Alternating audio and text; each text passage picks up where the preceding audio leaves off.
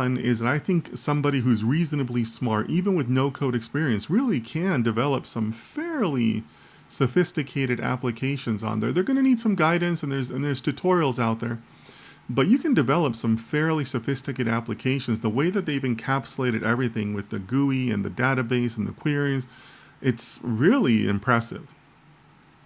The second thing that also impressed me was, I kind of hate to say this because I hope that they don't change it, but how affordable it is. When you look at some of the costs that they offer, yes, it looks expensive, right?